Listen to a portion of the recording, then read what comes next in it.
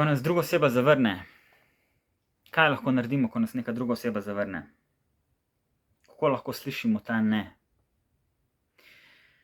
Kot prva stvar je to, da se za vsakim ne se skriva ja. Se pravi, ko nas druga oseba zavrne, ko nam reče ne, oni reče v bistvu ja določenim drugim načinom delovanja, s katerimi skušajo zadovoljiti določene svoje potrebe. In a uspemo prisluhniti temu jaju, tem potrebam, ki jih oni skušajo zadovoljiti, in ker so te potrebe pri njih zdaj tako močno izražene, so nam zaradi tega rekli ne.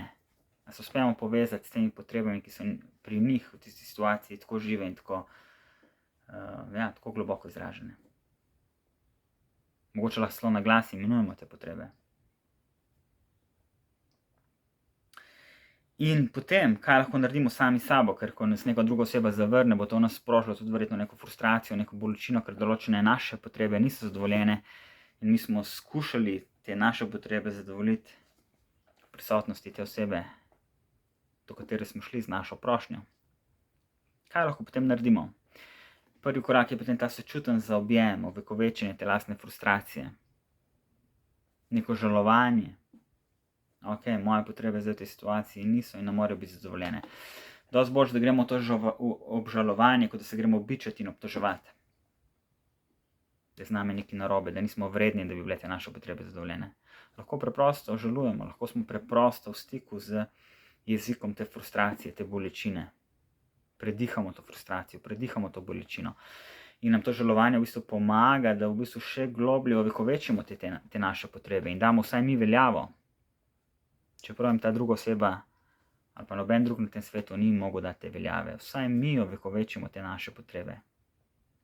In potem iz tega se lahko spomnimo, da to, da nas je druga oseba zavrnila, to ne pomeni, da mi teh svojih potreb ne bomo nikoli več zadovoljili.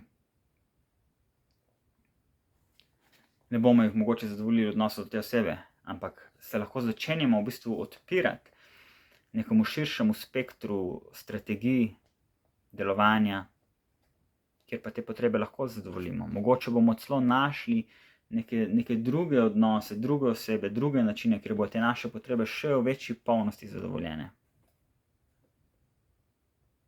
In se v bistvu gremo v neko ekspanzijo tega kreativnega razmišljanja in iskanja teh rešitev.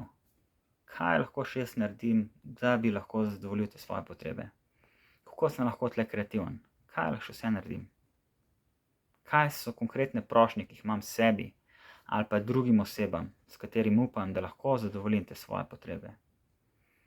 Kako lahko te svoje nezadovoljene potrebe še globlje zaobjamem s sočutjem in z ljubeznijo?